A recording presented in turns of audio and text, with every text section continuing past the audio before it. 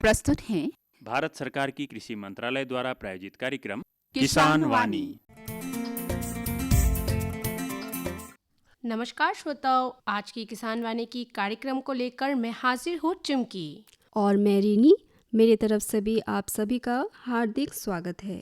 श्रोताओं, आज हम बातें करेंगे recycling of organic waste in agriculture farm, यानी कि ऑर्गेनिक वेस्ट को कैसे रिसाइकल कर सकते हैं। इसी विषय पर पूरी जानकारी देने के लिए आज हमारे साथ हमारे स्टूडियो पे मौजूद है कृषि विज्ञान केंद्र से साइंटिस्ट बावश्रिंग नुनिसा जी। तो चलिए देर न करते हुए उनसे बातचीत शुरू करते हैं। नमस्कार बावश्रिंग जी, स्वागत है आपका हमारे किसान वाणी के कार्यक्रम में। नमस्कार सर, सबसे पहले तो हम आपसे ये जानना चाहेंगे कि ये जो कॉन्सेप्ट है recycling of organic waste in agriculture, ये क्या है? Recycling of organic waste in agriculture farm मतलब जो हम लोग का कल्चर करने के बाद जो भी हम लोग वेस्ट निकलता है, जैसे कि धान काटने के बाद जो भी वेस्ट निकलेगा, या हम लोग गाय गोरू या जो भी मतलब फार्म में जितना भी वेस्ट निकलता है जो इजीली बायोडिग्रेडेबल है, तो उसको हम लोग किसी तरह से मतलब उसको टेक्निक यूज करके कुछ यूजफुल मतलब कुछ अलग उसको फिर से रिसाइकल करके फिर अपना फार्म में मतलब अच्छा तरह से यूज करें। मतलब जैसे कि जो वेस्ट होता है उसको मतलब ऐसा वेल्थ उसको कन्वर्ट करें,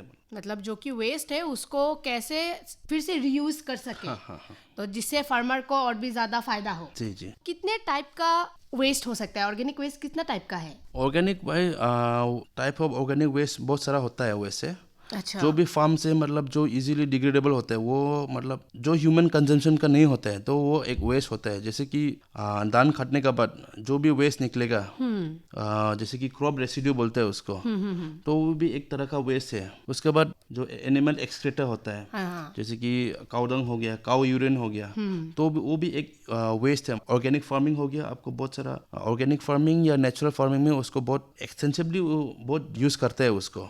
उसके बाद जैसे कि फूड प्रोसेसिंग, और अगर आपको एक जो भी हॉर्टिकल्चर हो या एक जो भी फार्म का जो आफ्टर हार्वेस्ट जो भी वे मतलब जो आप प्रोसेस करने के बाद जो भी वेस्ट निकलता है वो भी एक उसको भी एक प्रोसेस कर सकता है। उसके बाद जैसे कि जो भी एनिमल्स होता है वो मतलब डेड एनिमल्स वो भी एक वेस्ट हो जाता है फार्म में। तो सर, मैं आपसे ये जानना चाहता हूँ कि हम जो रिसाइकलिंग करें, हमारे डिमा हाउसा जिले में कौन कौन सा फसल उपलब्ध है जो रिसाइकलिंग के लिए ठीक है? डिमा हाउसा के अलावा भी कौन कौन फूड ग्रेन्स है जो रिसाइकलिंग के लिए उपयोग है, जो हम खेत में यूज कर सकते हैं और हमारे किसान भाई प्रयोग कर सकते हैं? जैसे कि हम लोग का जो डिमा हासाओ का जो सिनारियो में जो मेन एग्रीकल्चर है आपका धान खेती, राइस। जो राइस कल्टीवेशन करने के बाद हम लोग हार्वेस्ट करता है, तो हार्वेस्ट करने के बाद बहुत सारा वेस्ट निकलता है, जैसे कि राइस स्ट्रो बोलता है, तो उसको हम लोग बहुत तरीका में यूज कर सकते हैं। एक हो गया आपका वो रिसाइकल, एक जैसे कि आपको वो फर्स्ट आपको मशरूम कल्टीवेशन में वो राइस स्ट्रो को वैसे तो नॉर्मली हम लोग धान खेती खत्म होने के बाद उसको जला देता है या ऐसे मतलब इन द फील्ड छोड़ देता है। वैसे तो वो रिसाइकल हो ही जाता है, मतलब डिकम्पोज धीरे धीरे डिकम्पोज होके, लेकिन उसको वो वेस्ट को मतलब हम लोग अच्छी तरीके से मतलब वेस्ट नहीं करके उसको वेल्थ में बदलने के लिए, जैसे कि जो स्ट्रो राइस स्ट्रो होता है उसको हम लोग मशरूम कल्टीवेशन में यूज कर सकते हैं। उसके बाद फिर मशरूम कल्टीवेशन करने के बाद जो मशरूम कल्टीवेशन करने में भी उसका फुली यूटिलाइज नहीं होता है, जो मशरूम कल्टीवेशन करने के बाद जो लेफ्ट आउट होता है उसको फिर से हम लोग कंपोस्टिंग में यूज कर सकते हैं। जैसे कि उसको कंपोस्टिंग मतलब उसको जो बायोडिग्रेडेबल है उसको ऐसा फर्टिलाइजर जो सार मतलब उसको ऐसा फर्टिलाइजर कन्वर्ट कर सकता है। एक होता है जो कंपोस्टिंग, वर्मी कंपोस्टिंग होता है, जो काऊ डंग और आर्टवर्म वो सब के लेके एक साथ में वो करता है मतलब। तो राइस धान खेती का वो मेजर हो गया हम लोग का। उसके बाद फिर हम लोग जब धान खेती करते हैं तो उसमें बहुत सारा अनवांटेड जो प्लांट्स निकलता है जो राइस के साथ ना, तो उसको भी हम लोग जितना भी वीड्स निकलता है उसको भी एक जगह में मतलब या फील्ड में जो एक लोकेशन में हम लोग उसको कंपोस्टिंग कर सकते हैं, जैसे कि वर्मी कंपोस्टिंग या जैसे नॉर्मल उसको एक जगह में कंपोस्ट होने देना है, मतलब विदाउट आर्टवर्म। अगर आर्टवर्म देके वो करेगा तो वो एक वर्मी कंपोस्ट बन गया आपका। उसके बाद आपका दूसरा बनाना हो गया हम लोग का, जो हम लोग का डिस्ट्रिक्ट में बहुत ज़्यादा होता है, और उसका बनाना एक बार वो जो हार्वेस्ट करने का बहुत ज़्यादा ही वेस्ट निकलता है उसका, जो उसका सूडोस्टेम हो गया आपका बनाना, उसका लिप्स भी बहुत, पत्ता जो है, हाँ तो स्टेम है। हाँ वो उसको भी एक तरह से मतलब हम लोग एक तरफ तो हम लोग उसको मछली को भी खिला सकते, पानी में डाल के ना, वो कुछ मछली होता है उसको खा सकता है। उसके साथ ये हम लोग उसको वो जो बनाना का जो सूडोस्टेम होता है वो भी एक हम लोग कन्वर्ट कर सकते हैं उसको फर्टिलाइजर में। उसमें क्या है वो एक वर्मी कंपोस्टिंग में हम लोग उसको भी ऐसे इनपुट्स मतलब रॉ मटेरियल हम लोग यूज़ कर सकते हैं। और उसमें क्या है कि ये बनाना सूडोस्टेम होता है ना, तो उसमें मतलब जो पोटेशियम बोल के एक प्लांट न्यूट्रिएंट्स है, तो उसमें मतलब दूसरा प्लांट्स में इतना जो नहीं मिलता है, जो पोटेशियम का जो सबसे ज़्यादा वो बनाना सूडोस्टेम बनाना का जो प्लांट्स है उसमें मतलब वो ज़्यादा मिट्टी से वो मतलब जो भी अपटेक करता है मतलब, तो उसको हम लोग जहाँ पे पोटेशियम का जो कमी होता है मतलब जो मोरलेस मतलब उसको सप्लीमेंट कर सकते हैं ऐसे, मतलब जो वो भी एक इम्पॉर्टेंट इंग्रेडिएंट है मतलब जो ऑर्गेनिक फर्टिलाइजर बनाने के लिए, जो one of the nutrients that is potassium के लिए। और दूसरा हो गया आपका जो भी हॉर्टिकल्चर क्रॉप्स जो भी लगाता है हम लोग, जैसे कि पपाया वो सब भी लगाता है, और उसके बाद जूम खेती में बहुत सारा प्लांट्स लगाया जाता है आप लोग का, जो पम्पकिन हो गया या तर हार्वेस्ट बहुत सारा वेस्ट हो जाता है मतलब, तो उसको मतलब अलग तरह से तरीका से जैसे कि कंपोस्टिंग हो गया, या मेनली हम लोग उसको फर्टिलाइजर, वैसे तो हम लोग का Dima Hasao as an organic district है, तो उसमें से हम लोग ये एक प्रैक्टिसेस है जो हम लोग का जितना भी वेस्ट निकलता है उसको थोड़ा ऑर्गेनाइज वे में मतलब उसको कंपोस्टिंग करके हम लोग फर्टिलाइजर में कन्वर्ट कर सकते हैं, जो हम लोग बाहर से और ऑर्गेनिक फर्टिलाइजर खरीदने के लिए जरूरी नहीं होगा। जैसे कि अभी आपने बोले हमारे डिमा हासाओ जिले में देखा जाए तो फसल बहुत मात्रा में होता है, लेकिन इसका जो अवशेष जो होता है ये आपको जला दिया जाता है, नहीं तो आपको फेंक दिया जाता है पचने के लिए, डिकम्पोज के लिए। रिसाइकलिंग करने का तरीका हमारे डिमा हासाओ जिले में अब तक कहाँ तक पहुँचे, क्या सुविधा है रिसाइकलिंग? वैसे तो रिसाइकलिंग के लिए, रिसाइकलिंग इन द सेंस मतलब हम लोग का जो यहाँ का फार्म प्रैक्टिसेस जो हम लोग का जो किसान भाइयों बहनों जो प्रैक्टिस कर रहे हैं वो भी मोर और लेस वो लोग करता ही है। जैसे कि हम लोग का जो भी धान खेती करने के बाद जो हम लोग जो भी स्ट्रो होता है खेती में छोड़ देता है, उसके बाद हम लोग उसको ये बफेलो सोसअप होता है ना, बफेलो का जो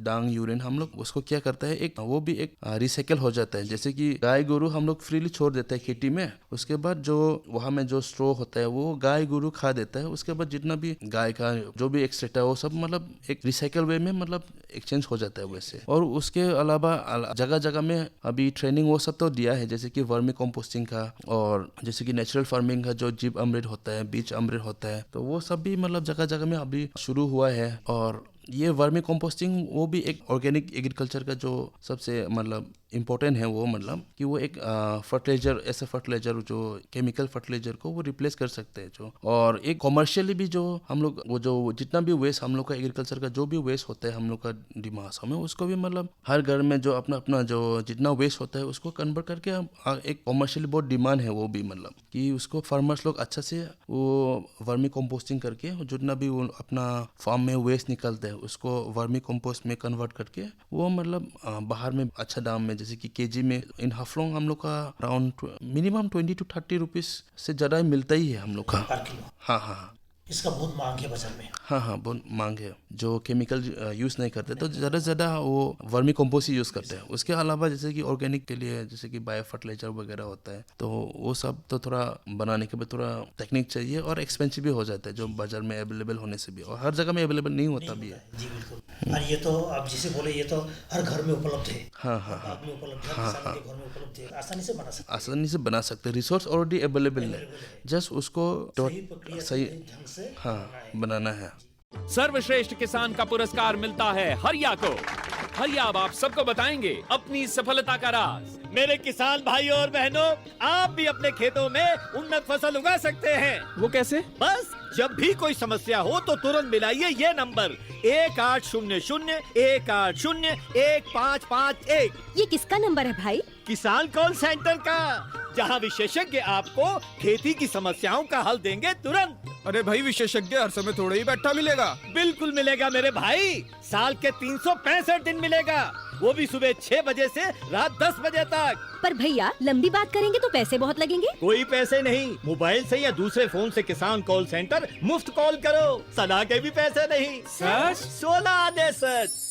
किसान भाई खेती की समस्याओं का अपनी भाषा में तुरंत समाधान पाने के लिए पूरे भारत में किसी भी फोन से राष्ट्रीय हेल्पलाइन नंबर 1800-180-1551 पर मुफ्त संपर्क करें। किसानों का दोस्त किसान कॉल सेंटर।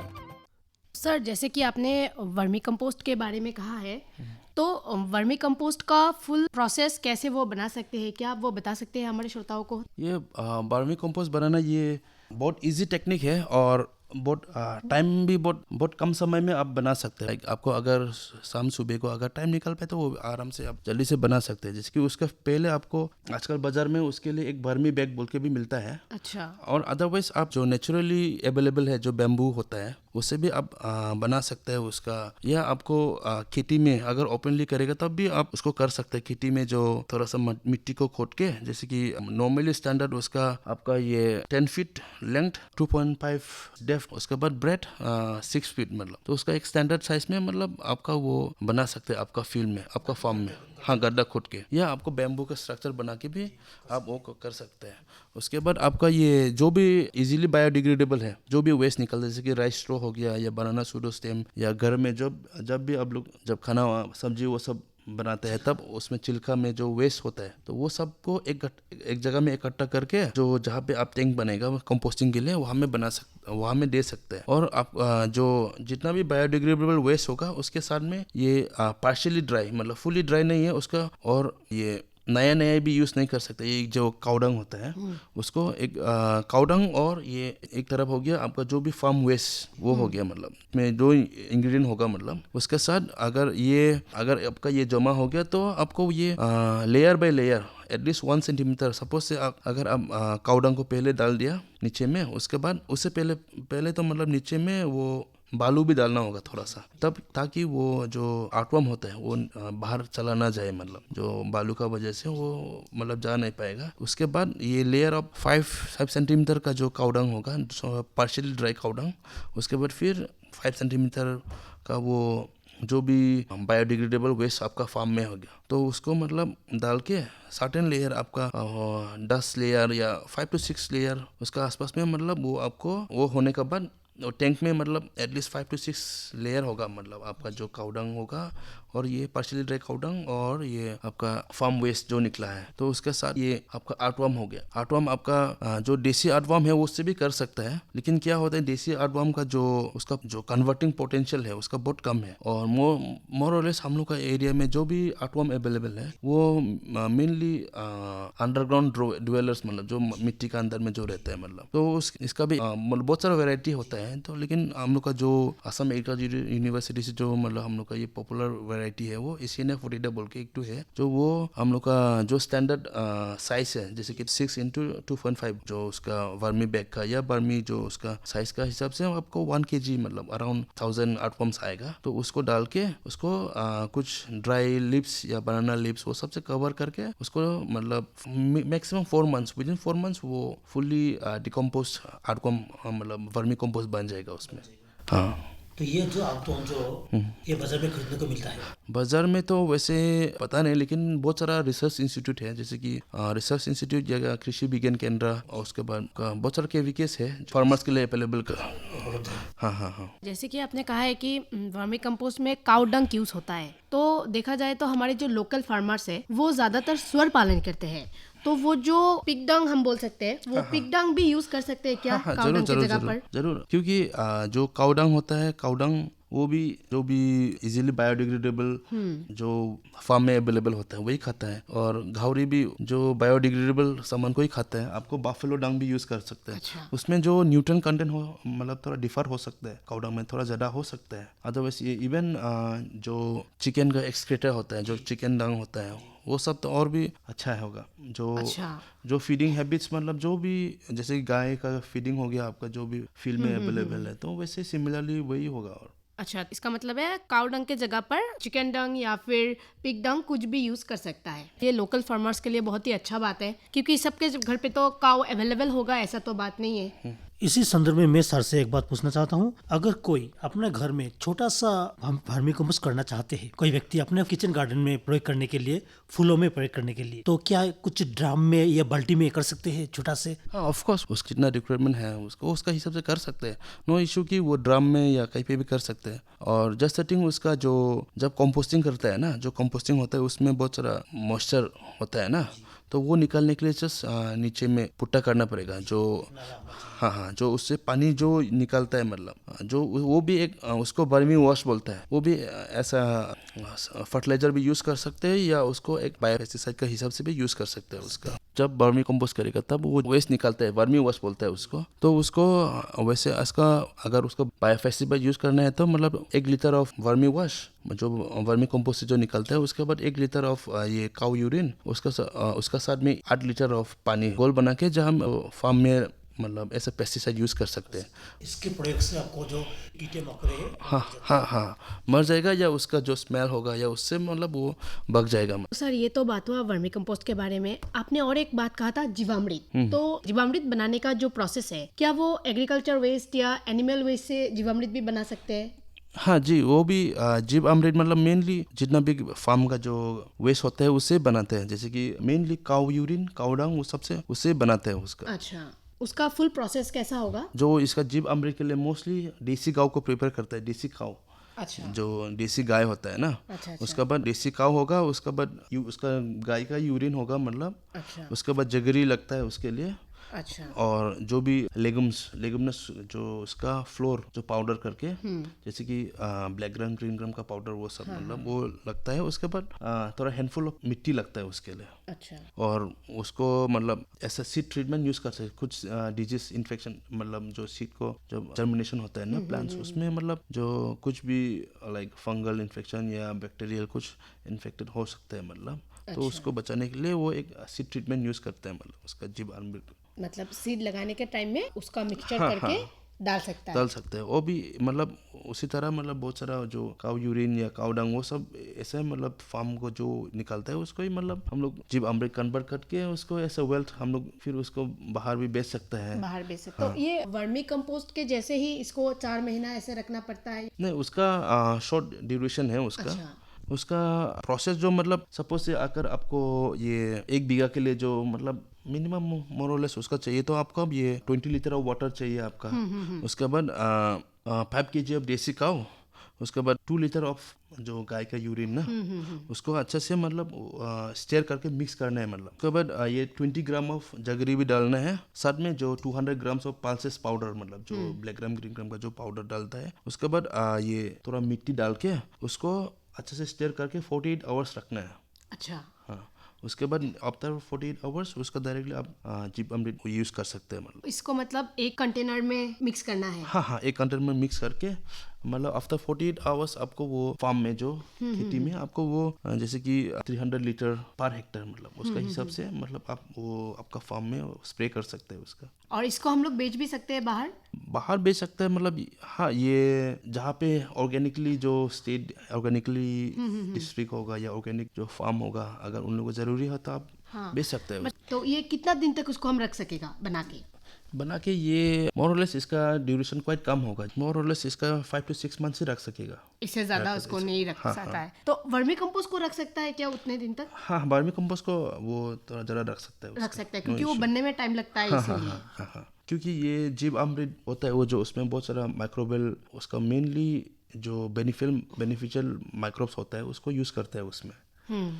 बेनिफिशियल माइक्रोब्स को ग्रो होने देता है जीव अमृत बनाता है ना, लाइक गुड बैक्टीरिया बोल सकते हैं। गुड बैक्टीरिया का गुड फंगस वो सबको हम लोग ग्रो करने होता है। हम लोगों का जो लोकल जो फार्मर है वो लोग क्या करते हैं, वो लोग ज्यादातर यही बोलते हैं कि जो उन लोगों का जो फार्म है पत्ता सूख के गिरता है या फिर फल जो सूख के गिर जाता है नीचे, वो लोग ये सब इकट्ठा करके पेड़ के नीचे डाल के रख देता है। तो ये कितना सही है? हाँ, ये वो भी एक सही तरीका है जो उसको मतलब जो फार्म में जो पेड़ का जो जितना भी लीव्स होता है उसको ऐसा मल्चिंग जो स्पेशली हॉट एरिया मतलब जो ड्राई एरियाज में ऐसा मल्चिंग यूज कर सकते हैं। और एट द सेम टाइम अगर वो डिकम्पोज हो जाएगा तो वो एक ऐसा मतलब रिसाइकल हो जाएगा। जो प्लांट में जो लीव्स में जितना न्यूट्रिएंट्स है वो फिर से रिसाइकल हो जाएगा वैसे। अच्छा, तो ये जो फार्मर्स लोग करते हैं ये एक अच्छा प्रैक्टिस अच्छा ही प्रैक्टिस है वो, मतलब जो लीव्स उसका पेड़ का नीचे में जो रूट सरफेस है ना, जो उसमें डालता है, जो वो क्या होता है कि जो ड्राई सीजन में मतलब जो पानी बहुत सारा पानी ड्राई हो जाता है, तो वो एक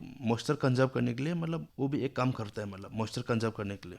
मॉइस्चर को पकड़ के रखता है। हाँ हाँ हाँ। श्रोताओं, इस समय हम बातें कर रहे हैं recycling of organic waste in agriculture farm, यानी कि कृषि फार्म में जैविक कचरे का पुनर्चक्रण। और इस कार्यक्रम में आज हमारे साथ उपस्थित है बावस्रिंग ननीशा जी। इनसे आज हम इसी विषय में बातें कर रहे हैं और इस बातचीत को हम जारी रखेंगे, लेकिन इससे पहले आइए आपको सुनवाते हैं एक प्यारी सी स्थानीय लोक संगीत।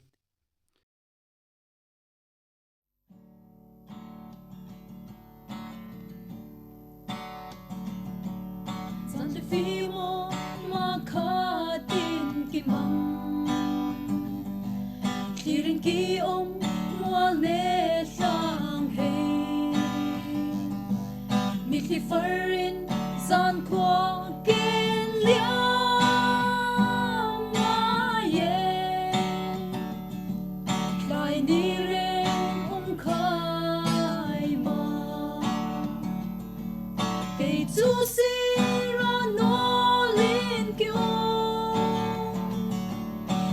zu va dang zong in le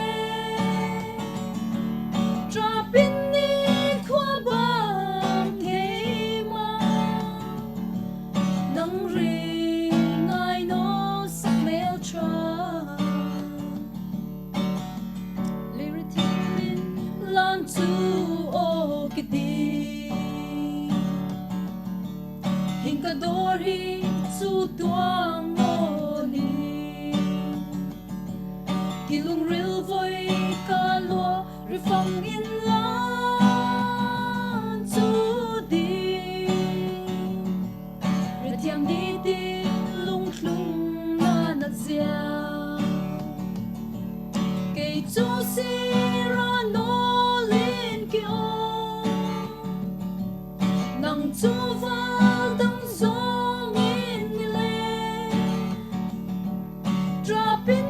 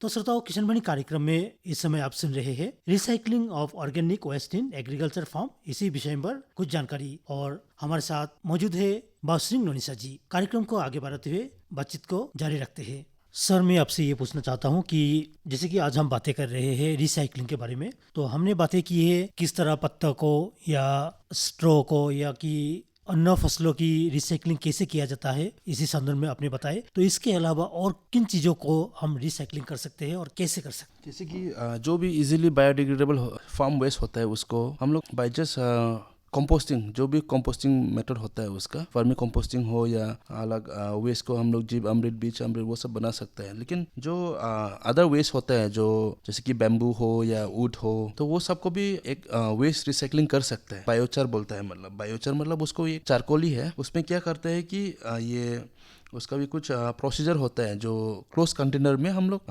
उसको जितना भी, जैसे कि बैम्बू हो गया या जो भी आपको रिसोर्स अवेलेबल है, उसको हम लोग एक ड्राम में या एक कंटेनर में उसको डाल के मतलब जला देता है, और वो जलाता है वो इन एब्सेंस ऑफ ऑक्सीजन, मतलब तो मतलब क्लोज कंटेनर में मतलब वो जलाता है उसको।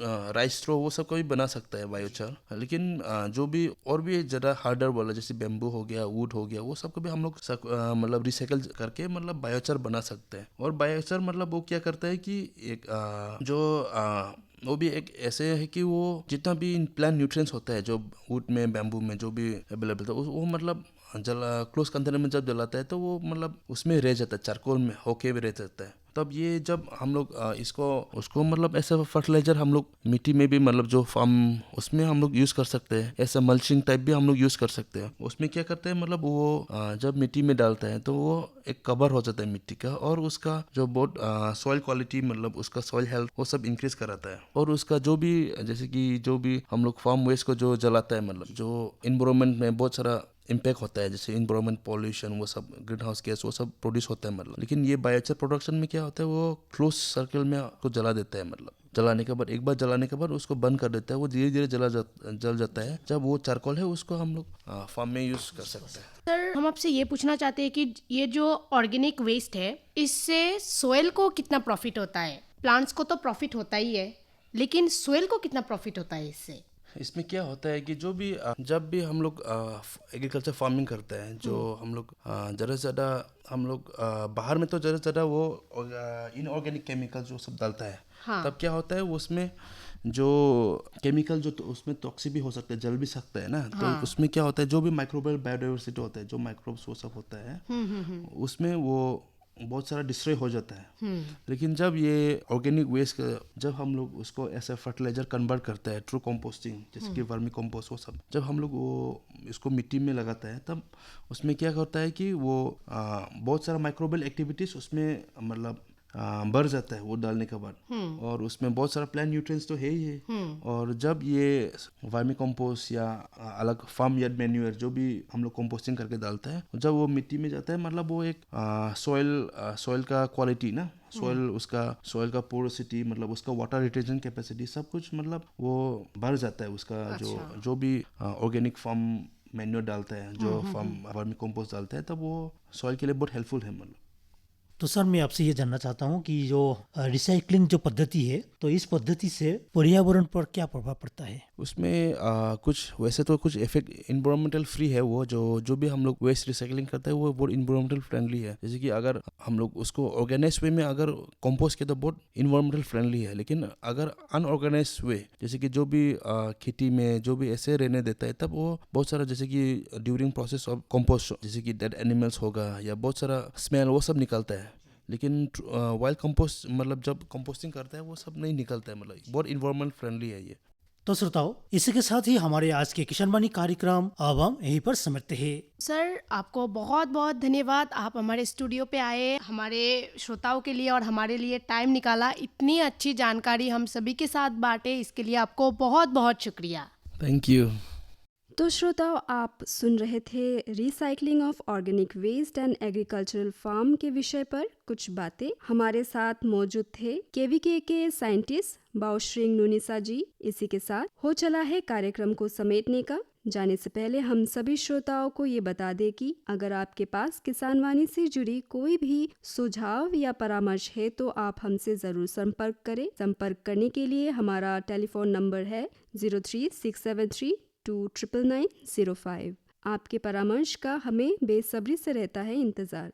संपर्क करने के लिए आप हमारे कार्यालय भी आ सकते हैं। समय रहेगा सुबह 10 बजे से लेकर शाम 5 बजे तक, सोमवार से लेकर शुक्रवार तक। इसी के साथ आप सभी से हम विदा लेते हैं। मैं आपकी दोस्त रिनी और मैं हूँ चुमकी, आपसे इजाजत लेते हैं। नमस्कार। किसान वाणी प्रायोजक थे भारत सरकार की कृषि मंत्रालय।